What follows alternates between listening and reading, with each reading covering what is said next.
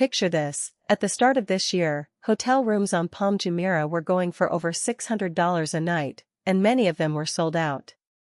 It was peak season, that golden stretch from November through April, when Dubai attracts millions of wealthy travelers escaping the cold in Europe and Asia. The city had just completed a record year, welcoming 20 million international visitors in 2025, its biggest year ever, and was targeting 22 million visitors for 2026. Hotel occupancy was running above 80%. Everything looked perfect. The story of endless growth, luxury, and total safety seemed unbreakable. Now fast forward to today. Some of the same 5-star resorts on Palm Jumeirah are offering stay and dine packages, including food, drinks, and spa credit, for under $100 per person. Rooms that would normally start above 1,000 dirhams a night, close to $300, are being sold for around $95 with extra benefits included. This isn't a typical seasonal sale. Something happened. So what was it? And how did one of the most untouchable luxury markets on the planet take a hit like this almost overnight? It traces back to February 28 of this year. The United States and Israel launched a major air campaign against Iran. Iran responded with waves of missiles and drones fired at targets across the Gulf, including the UAE. Most of those projectiles were intercepted, but some debris struck hotels on Palm Jumeirah, including the Fairmont the Palm, and reportedly affected areas near the Burj Al Arab as well. Within minutes, footage spread everywhere. Smoke appeared near some of the most photographed buildings in the world. Panic followed. Dubai International Airport, one of the busiest airports on Earth, was forced to suspend operations. Flights were grounded and airspace was closed. Think about what that disruption actually means for a city like Dubai. This isn't just a vacation spot.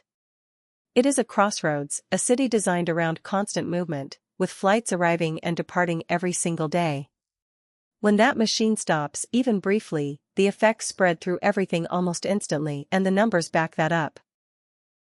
Within days, occupancy at some of Dubai's most prominent hotels dropped to around 20%, with hospitality insiders warning it could even fall into single digits the following week.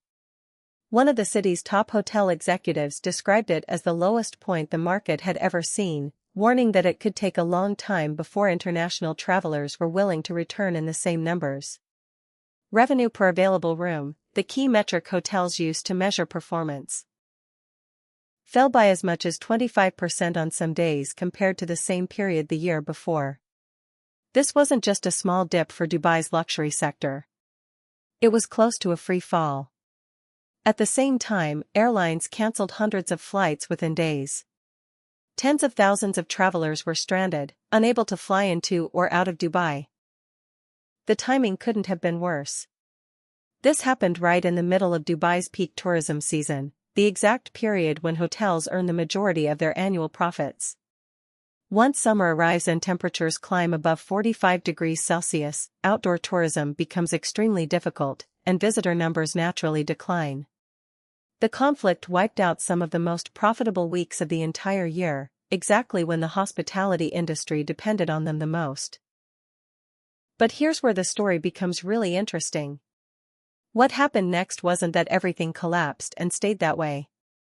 Instead, the industry made a rapid pivot, revealing how Dubai's hospitality sector thinks during a crisis. Rather than leaving thousands of luxury rooms empty while waiting for international tourists to return, Dubai's luxury hotels shifted their focus toward local residents. Properties across Palm Jumeirah began introducing special resident-only packages, offering discounts of up to 50% on hotel rooms, dining, and spa treatments.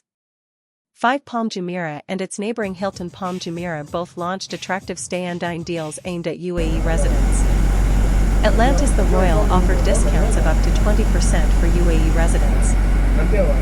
Even Fairmont the Palm, the hotel that made global headlines after drone debris caused a fire on the first day of the attacks, was charging less than $100 per night, including breakfast, only weeks after the incident. The strategy worked, at least to some extent. At Anantara the Palm Dubai Resort, weekend occupancy driven by local residents climbed back to 70 to 90%, even though weekday occupancy remained much lower at around 20 to 30%. One hospitality consultant working with several Dubai hotels explained that the sector has always shown remarkable resilience. Many businesses used this difficult period to build stronger relationships with local residents instead of simply waiting for international tourism to recover. As one person close to the industry said, unlike during the pandemic, bars and restaurants were able to remain open, allowing the local market to continue spending and keeping businesses alive. But why does this matter beyond hotel prices? Because of what Dubai is actually selling. Other cities sell history. Some sell natural beauty. Dubai sells certainty. It sells the promise that no matter what is happening elsewhere in the world, visitors will be safe, comfortable, and untouched by chaos. That promise is what justified its extremely high hotel prices and attracted some of the world's wealthiest travelers for decades. The moment that promise develops even the smallest crack, the entire business model comes under pressure in a way it rarely has before. Even though the vast majority of incoming missiles and drones were intercepted, the damage to public perception happened immediately. A single viral video showing explosions lighting up the night sky can influence global travel decisions far more than years of expensive marketing campaigns. That's one of the main reasons hotel prices dropped so sharply and so quickly. Confidence didn't slowly decline. It collapsed within a matter of days. And rebuilding that kind of trust takes much longer than repairing a damaged hotel building. Now here's the part of the story that often gets exaggerated, and it's important to understand it correctly. Many reports claim that Dubai was already suffering from an oversupply of hotel rooms before the conflict, and that this crisis simply exposed a bubble that had already begun to burst. The reality is more complicated. Going into 2026, Dubai had around 158,000 hotel rooms, with thousands more scheduled to open through 2027. That is an enormous amount of luxury hotel inventory. Yes, most of the new hotels being built belong to the luxury and upper upscale categories. But this was not a market in crisis before February. During the first half of 2025, hotel occupancy had climbed to more than 81%, increasing by over 4% compared with the previous year. Luxury and upscale hotels were leading that growth. Visitor numbers increased by 5% during 2025 and continued rising in January 2026, right before the conflict began. In other words, Dubai wasn't sitting on a fragile, half-empty tourism market. It was enjoying one of the strongest tourism booms in its history. The conflict didn't expose a hidden weakness. It interrupted real, measurable momentum. That said, the size of Dubai's hotel pipeline does matter for the recovery. With around 8,500 additional hotel rooms under construction across areas like Jumeirah and Dubai Creek Harbor, Dubai's hospitality industry needs international demand to return at a large scale, and fairly quickly, to absorb all that new supply without triggering a prolonged price war. If long-haul travelers from regions like Western Europe and East Asia remain cautious for an extended period, even strong domestic tourism and regional visitors from countries such as Saudi Arabia and Jordan may not be enough to fill the gap. And that's really the heart of the story. By April 8, a fragile ceasefire had taken hold, and foreign tourists slowly began returning. However, according to the most recent reports, many hotels were still relying heavily on domestic guests to fill their rooms, especially during weekdays. One analyst closely following Dubai's tourism industry described the situation not as a collapse, but as a rotation. Long-haul, first-time visitors from Western Europe and East Asia are no longer arriving in the same numbers they did during 2024 and early 2025. At the same time, local spending has remained strong. Regional visitors from Saudi Arabia and Jordan continue filling weekend bookings, while repeat visitors from Dubai's loyal source markets are still returning. The hospitality sector hasn't gone quiet. It has simply rebalanced, at least for now. So, is this simply a rough patch that Dubai will recover from within a year? Or does it signal a longer-term change in how people think about travel risk in this part of the world? Dubai's government certainly hasn't reduced its ambitions. The city is still targeting 22 million visitors in 2026 and 25 million visitors by 2030, along with the addition of 50,000 new hotel rooms. Whether those goals are realistic now depends almost entirely on one thing that Dubai cannot fully control: how quickly long-haul international travelers decide that the Gulf is once again the safe destination it has always claimed to be. What's clear is that, for a few weeks in early 2026, travelers could stay in some of the most exclusive hotels on the planet for less than the cost of a mid-range hotel in many other parts of the world. That is not normal.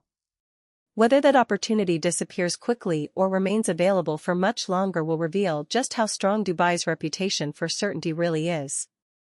So, what do you think? If you had a trip to Dubai planned this year, would you still go? Or would you wait and see how the situation develops? Share your answer in the comments and let everyone know where you would travel instead. And if you want more breakdowns like this explaining the real numbers behind the headlines instead of just the panic make, sure you're subscribed and have notifications turned on. The global travel landscape is changing rapidly, and we're only just getting started. So, is this just a temporary setback that Dubai will overcome within a year?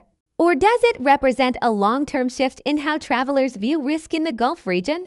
Dubai's government has not backed away from its ambitions. The city is still aiming to welcome 22 million visitors in 2026 and 25 million visitors by 2030, while adding another 50,000 hotel rooms. Whether those goals can still be achieved now depends largely on one factor beyond the city's control: how quickly long-haul international travelers regain confidence and once again see the Gulf as a safe destination.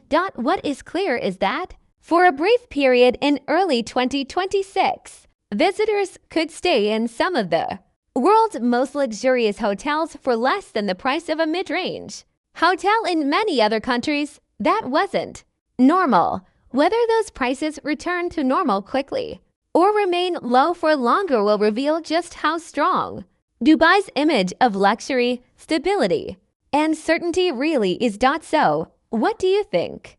If you had a trip to Dubai planned this year, would you still go? Or would you wait until the situation became more stable? Share your thoughts in the comments and tell us where you would travel instead. And if you enjoy videos that break down the real numbers behind the headlines instead of just following the panic, make sure to subscribe and turn on notifications. The global travel industry is changing fast, and we're only getting started.